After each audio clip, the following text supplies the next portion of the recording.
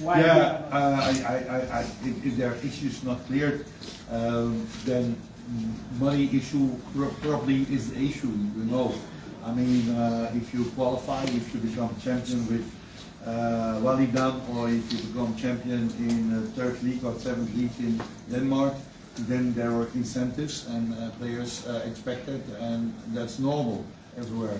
So yes, it's a money issue, but I'm not here sitting as the representative of the players. I'm sitting here as the coach, yeah, cleared. But you better ask details on the captain and on the players, or on the people involved on the other side of the table, government and federation, because they can give you better answers than me. I'm only a simple coach. So I'm 𝒂𝒄𝒄𝒏 from 𝒂𝒄𝒄𝒏. Coach, we knew you surprised your opponents the last time around, and one can say it was down to very, very good preparation. This time around, it is not the most ideal of preparations. We understand you guys were stranded at Morocco for some hours. Here you are, issues of unpaid bonuses, rumors of issues on unpaid bonuses are still lingering around. And as a coach, what do you think, or how would this poor preparation in quotation would affect the team? And my second question is in regards to our first opponent, Senegal. We all know a lot of people are very critical of the approaches that you make, but we have weapons in order to hurt everybody that we face against. Senegal currently are having issues in their both left and right backs, because Ismail Jacobs fine is a fine left back, but is not the best in terms of defensive solidity. And on the other hand, there is always another player that is also used as a right back, who is not naturally as a right back, in the player who plays for Monaco. Yeah. Yes. And other than that, their back four as well, generally they also have issues, because Nahate is a new inclusion and all. And with the three players that we have up front, whether it is Minte, whether it is Ibrahim Okoli, their speed can hurt anybody. And as a coach, what are some of the things that you can promise us so that we can be excited on that? First of all, the preparation actually is not what we want. We were planned to go 27th December on training camp. That was the date that everyone was just prepared. My family, my wife and daughter, my daughter had school holiday, so they went 28th December to their family in London, so that they didn't have to sit alone for New Year's evening. On the end, I was sitting home alone for New Year's evening, and my family was with family. So we lost 5-6 days in preparation, but I have to say that we had a fantastic training camp. Hotel was top, training ground was good. We worked very hard, players worked very focused, and we had a very good group atmosphere, so I'm quite happy with that. We had a long trip in previous qualifications when we played Gabon, when we played Angola, DR Congo. We had chartered planes transporting us. That was disqualification also not. When we were in Qatar in training camp, we had a chartered plane bringing us to the Gambia. That was this year also not possible. So we left Sunday. We left Sunday Gambian time around 5 o'clock in the afternoon to the hotel. We drove 2 hours to the airport, flew 4 hours to Istanbul, stayed 6 hours in Istanbul airport, walking around. We flew 5.5 hours to Casablanca, walked around 7 hours, and flew again 4 hours to be here. And we slept 3 hours, and then we had to go for passports and meetings and giving training sessions, and I'm facing you now. So I since Saturday night, I slept 3 hours, and that's it. I slept in the plane, and I snorted a little bit, but not much. But it's not optimal. But friends of me say always, how worse the preparation, how better the tournament, so I'm very positive. Secondly, you talk about how weak Senegal is in the defense, but you talk about the number 20 in the world, a team where the whole team play in top teams in Europe. So I think it's not showing any realistic idea of how strong Senegal is on such a tournament. Even if players are maybe not the best in the world, they play in France, they play in England, okay, some of them in Saudi Arabia. these are giants. They played World Cup second round. They are African champion with these weak players, according to some people. So I think it will be very disrespectful and very wrong to talk about Senegal as a not so good team. They are one of the strongest teams with one of the best coaches in African football. Aliou Cissé has done a tremendous job over many years and proven tactically always to be ready. And it will be a very tough task for us to get points against them. Gambia won in 1966 and 1973, a friendly, and for the rest never. So there's a reason why they are that big and they are strong. We have answers, yeah, but if I can play with 7 strikers, that's possible, and then probably we score 3 goals, and we can score and concede 14 goals, and that's now a town football. We can do that, or we can play professional football and try to beat them like we always try to beat opponents.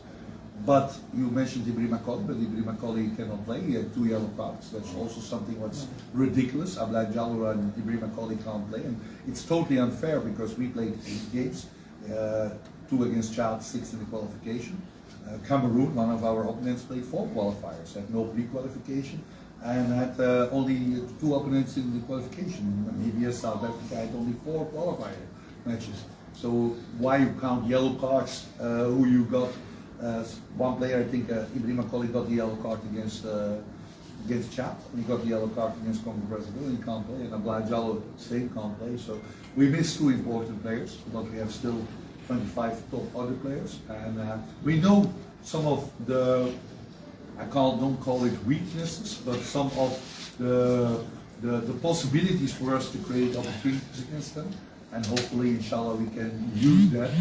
And we have quality players also, and I'm convinced that we're going to make it very difficult. They are the favorite, and allow me to give them the favorite role, and allow me to make them the big team, because it makes it easier for us to surprise them, as what we did in previous big games. Thank you. We'll take a few, maybe 3 more questions. No, I'm not tired. Yes, Coach, Mahmoud Uganda, QTV. My question is regards to the players. The one 𝒂𝒊𝒏, the player is 𝒂𝒐𝒊𝒏. These have been very strong players in our previous AFCON. One in Cameroon had a very good role in respective positions. Recently, they don't have a club. They've not played competitive football for a very long time. So why are they in the squad?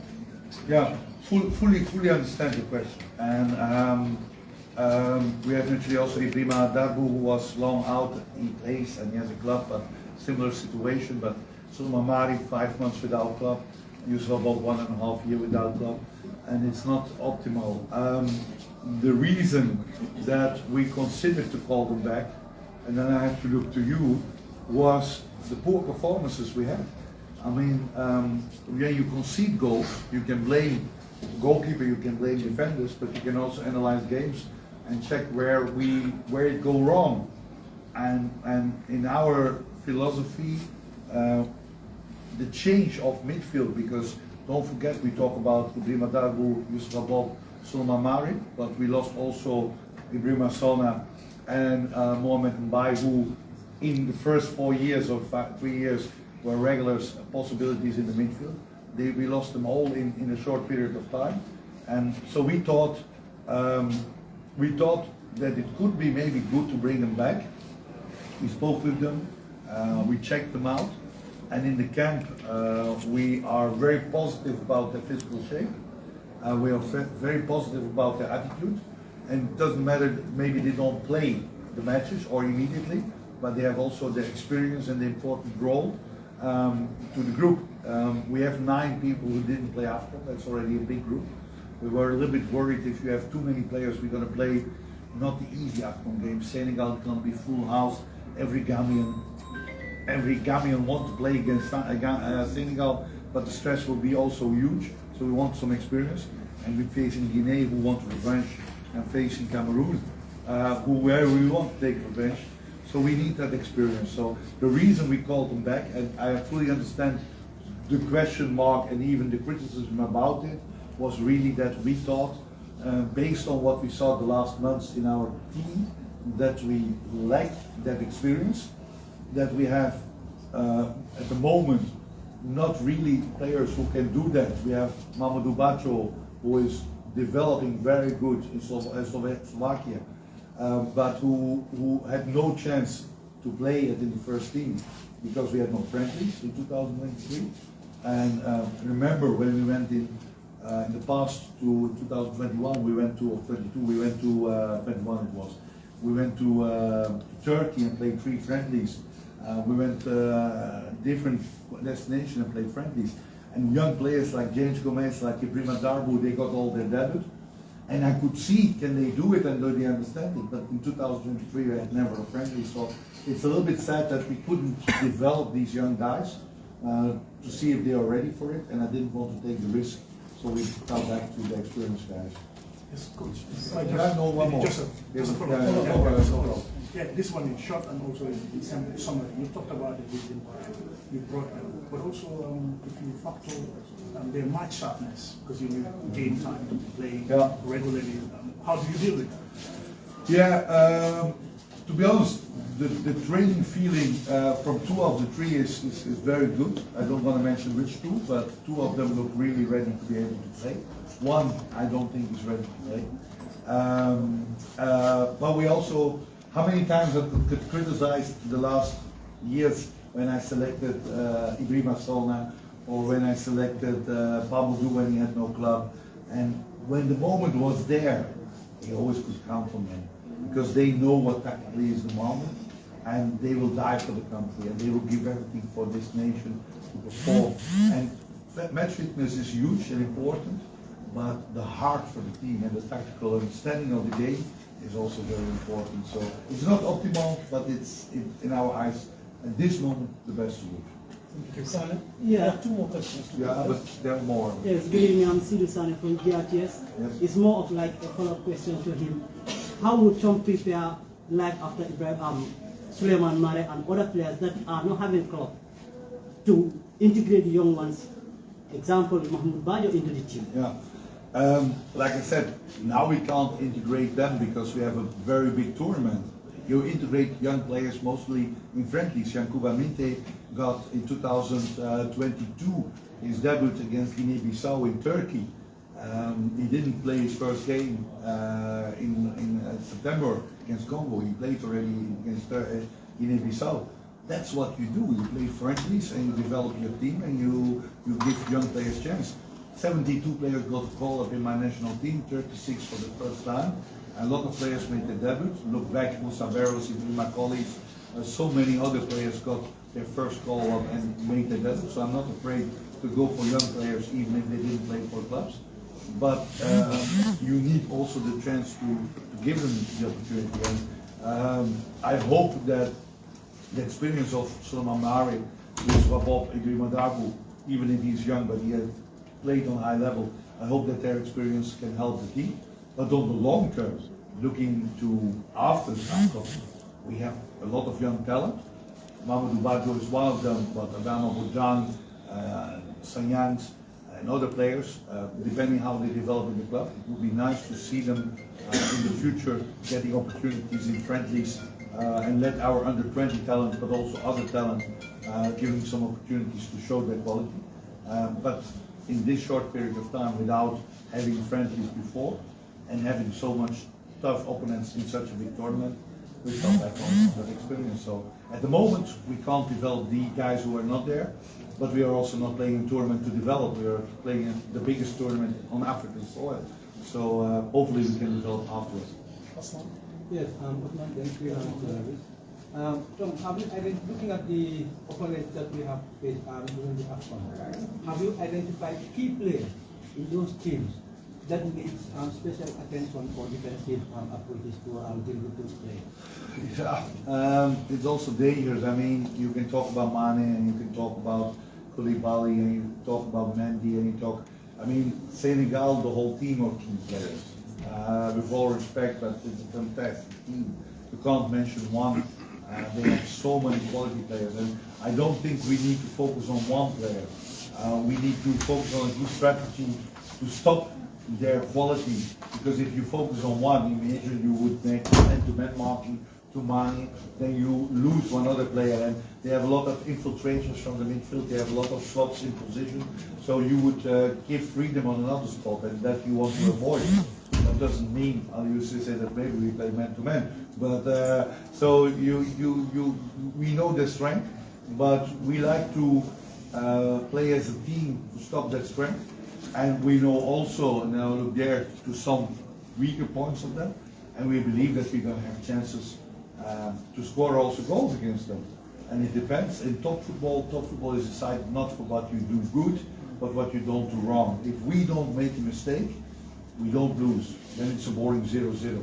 But if they make a mistake and we can utilize that mistake, we can win that. And that we did against Tunisia, that we did against Mauritania, that we did against Algeria, against Morocco, against Mali, and hopefully, inshallah, we can do that again. So, Guinea, because now we spoke a lot about Senegal, Guinea is for me maybe the most dangerous team in our group. They beat Cameroon, Nigeria yesterday or the day before yesterday, but not because of that.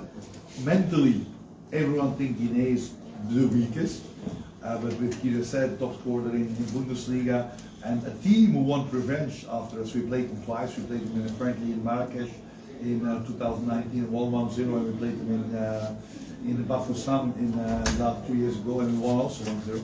So we need to also be very focused in that. And Cameroon stays a giant, so we need to calculate. We don't need to win every match. Inshallah, we win every game. But Comoros and Tunisia went further with 3 points, and I'm 100% sure if you would get 4 points that you are through. So let's be smart. Let's be not naive. Let's respect our opponent, because I don't want to be the coach like previous coaches who faced us and who said, Gambia is not serious, we can beat them, we know their tactics enough, and that they didn't win against us. So I like to respect our opponents, and we are the small ones. We are 126, the smallest team in AFCON. All the other teams are better ranked than us on the FIFA ranking. And Guinea is 80, Cameroon is 46, and Senegal is 20.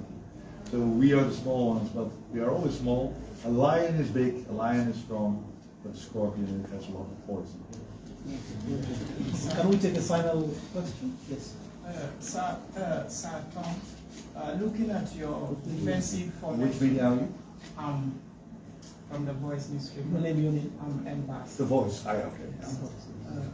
Looking at your defensive formation, sir, many a times people accuse you of losing to your opponent because you defend and you don't allow your players to come out, knock the ball around, and create accurate passes. So this time around, what will you do? The funny thing is that you talk like that, but how do you know that? Did you see the video analysis? Did you see the PowerPoint presentation?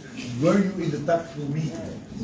Did you ever follow any of my tactical meetings? Did you ever hear me telling my players, now we're going to defend, now you are not allowed to attack, now you are not allowed to pass? Against Burundi, the 2 wingbacks were requested to attack from the start.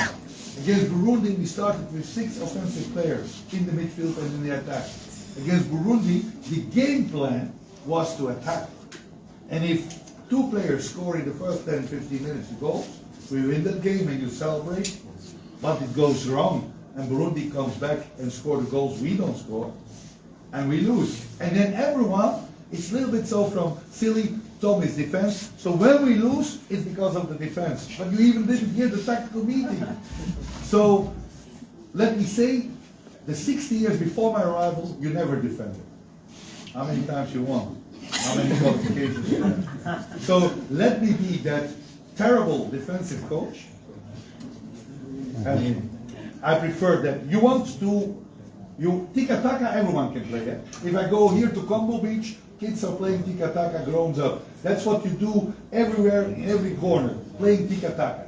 Tiki-taka is the easiest football in the world. That's playing the ball around for fun. And you win 7-4 or you lose 7-4. But tiki-taka and winning on this level, even Manchester United can't do that. Even Real Madrid can't do that.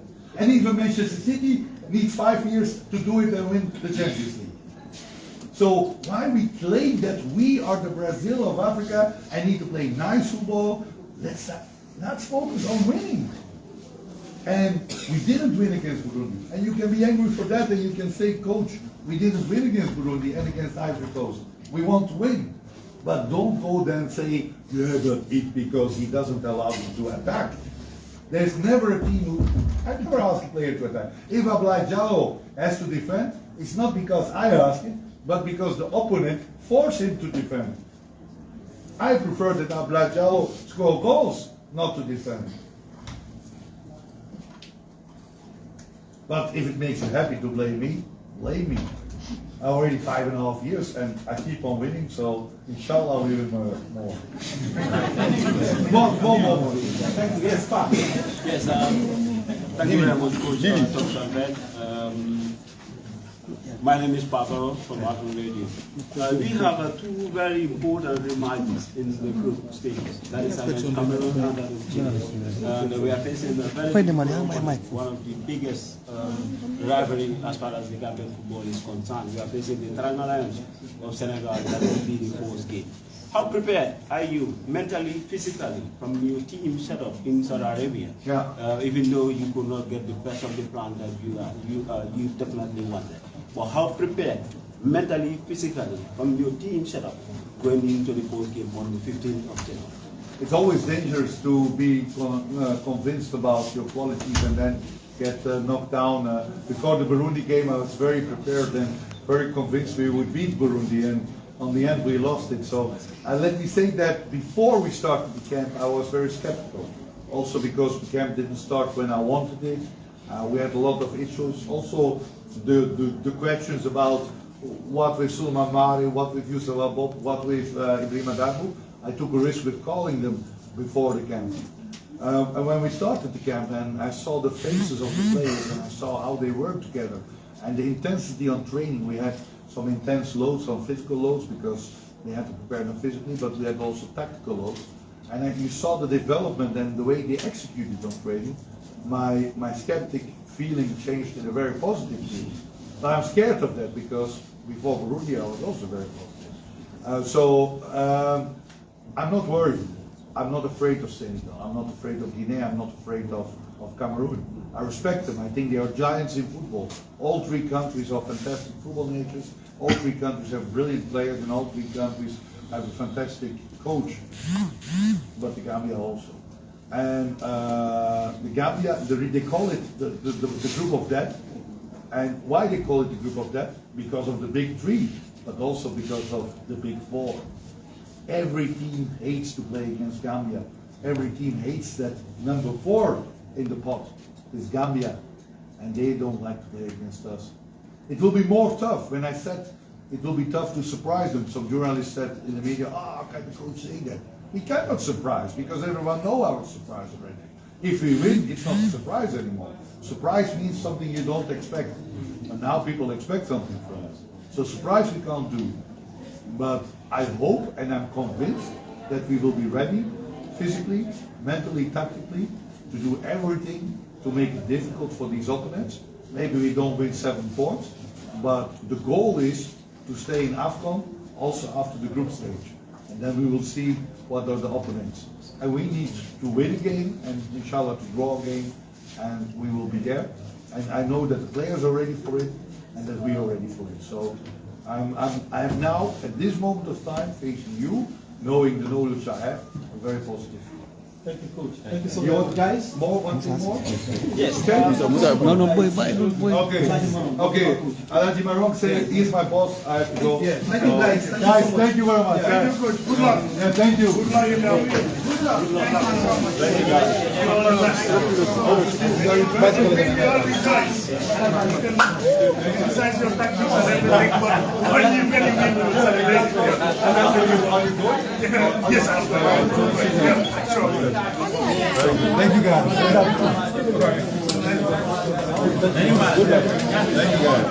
Thank you, guys. Thank you very much, guys. Hope to see you all.